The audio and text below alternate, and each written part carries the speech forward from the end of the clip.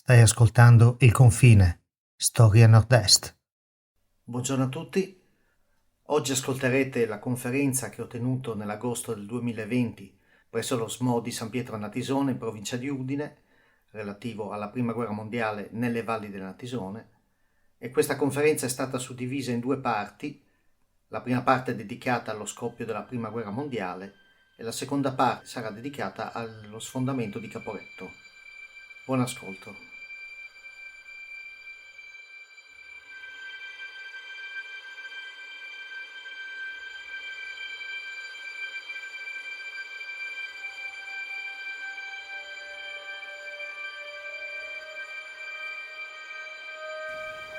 Arriviamo a Caporetto.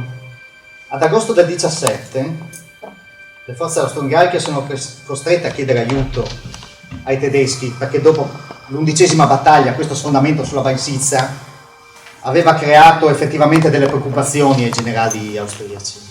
E gli austriaci sono alleati dei tedeschi ma non si vogliono bene.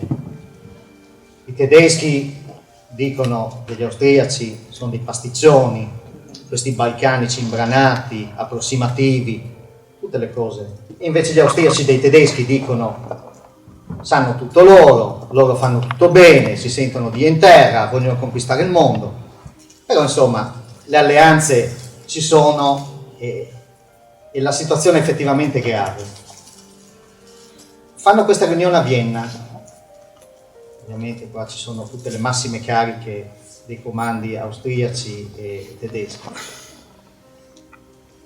E gli austriaci chiedono aiuto, insomma, abbiamo bisogno di uomini per questo fronte, perché qua la situazione è grave e in autunno potrebbero arrivare a Trieste. I tedeschi non ci vogliono sentire, dicono perché dovremmo impiegare i nostri uomini per un fronte insignificante come quello italiano.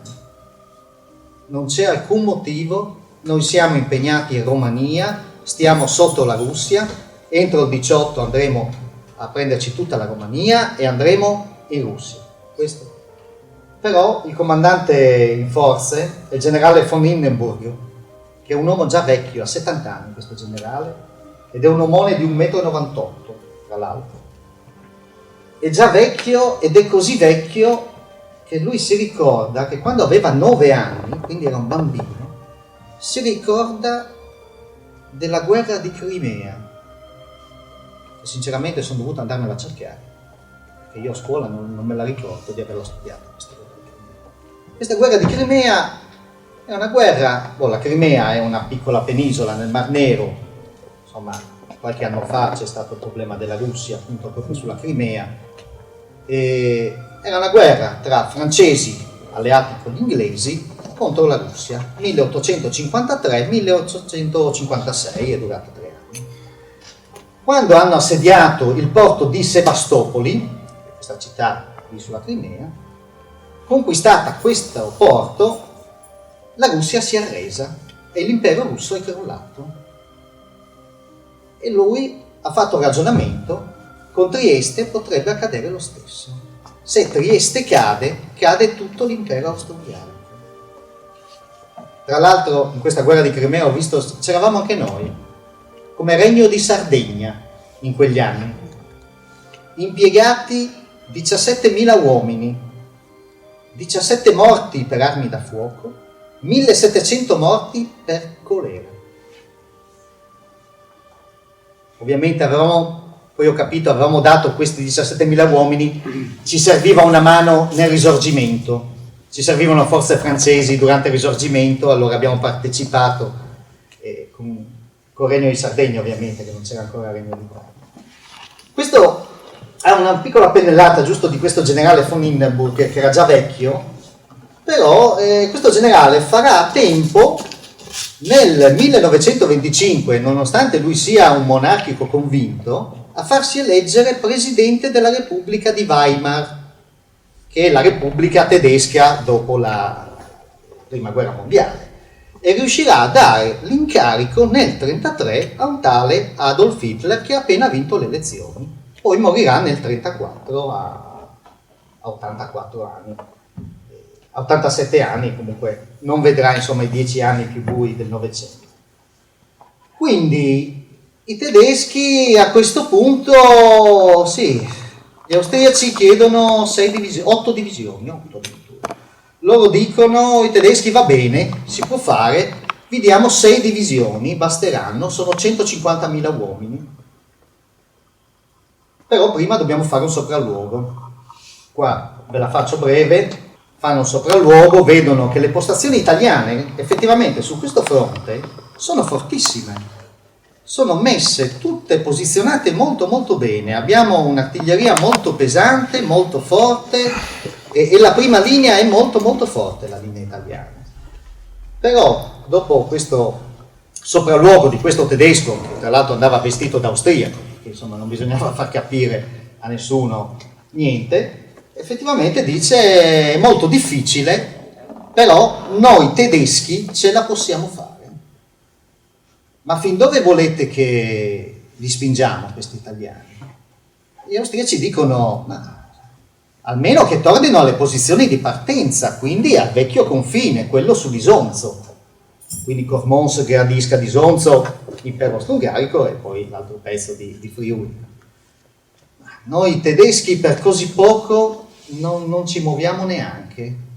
Noi li spingeremo così lontano che non si fermeranno finché non troveranno un forte appoggio nel terreno, che vuol dire un grosso fiume.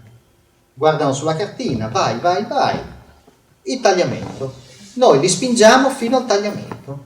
Gli austriaci dicono, non ci riuscirete mai, mai e poi mai. Vedremo. A questo punto si innesca forse quella che è la macchinazione più bella. Lo sfondamento di Caporetto è una cosa che è durato 4-5 giorni e poi è durata 2 settimane la ritirata. Però la preparazione dei tedeschi, che nessuno effettivamente ha approfondito, nessuno, insomma, a parte chi ha più interesse per la storia, è stata un sincronizzare alla tedesca, effettivamente, già lì i tedeschi hanno fatto vedere la loro forza.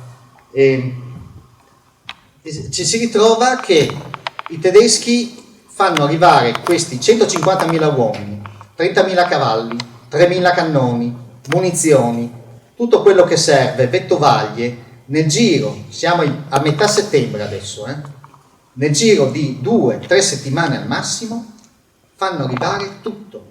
Ci vogliono 2.400 treni, 100.000 vagoni per tutto. Ovviamente Caporetto ce l'ha la stazione, Tolmino ce l'ha la stazione, no, neanche per idea. Quella più vicina qual è? Villacco, Klagenfurt e Lubiana. Quindi faremo arrivare tutto in queste 3 stazioni e fanno arrivare tutto praticamente. E viene tutto sincronizzato, c'è un esperto di treni, un esperto di benzina, un esperto di armi. I tedeschi lì fanno vedere che sono veramente sopra gli italiani e sopra gli austriaci, gli austro-ungheresi. Ovviamente nascondere tutto questo movimento di truppe al di là del confine è un po' un'illusione. Fanno arrivare queste divisioni dalla Romania, dai Carpazi, 2 divisioni dalla Francia, le fanno arrivare dai 4 angoli, erano tutte divisioni a riposo. In totale le forze in campo saranno alla fine, prima dello sfondamento, il giorno prima dello sfondamento di Caporetto, saranno 260.000 soldati italiani con 1.300 cannoni e 350.000 soldati austriaci, tedeschi, quindi anche sloveni, croati, ungheresi, insomma, con 2.500 cannoni. E le valli del Natisone saranno attraversate e travolte in 3-4 giorni, tra il 24 e il 27 ottobre del 17, da 610.000 persone, soldati armati fino ai denti, che sparano a qualsiasi cosa si muove. Lo sfondamento io non ve lo spiego, un po' lo vedete, sono venuti giù come una bomba d'acqua lungo i pendii. A me piace dire questa cosa, una bomba d'acqua lungo le nostre montagne, sappiamo come viene giù, sono venuti giù da tutte le parti. Sono saliti da Tolmino, sono saliti da Plezzo, sono saliti da tutte le parti. e sono venuti giù, hanno sfondato. Hanno sfondato, perché hanno sfondato? Hanno sfondato per vari motivi. I motivi principali, possiamo dire, intanto pioveva. A Tolmino c'era quella bellissima nebbia che quando vai a fare le foto è bellissimo, non vedi Tolmino, vedi solo la montagnetta che esce dalle nuvole.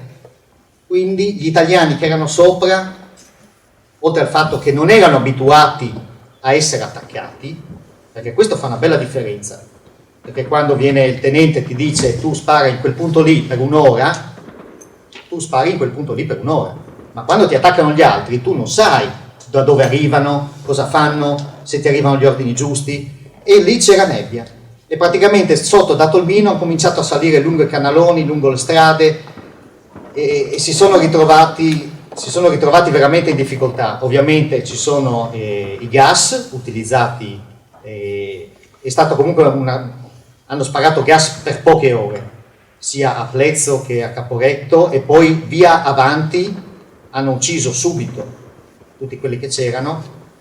L'Italia sapeva? Sì, sapeva dell'attacco, perché si sapeva tutto, perché era impossibile nascondere c'erano già le intercettazioni telefoniche, c'erano varie cose, c'erano le spie, poi loro facevano controspionaggio, depistaggi, era veramente... Gli austriaci dicevano che i tedeschi andavano in Trentino e cose del genere.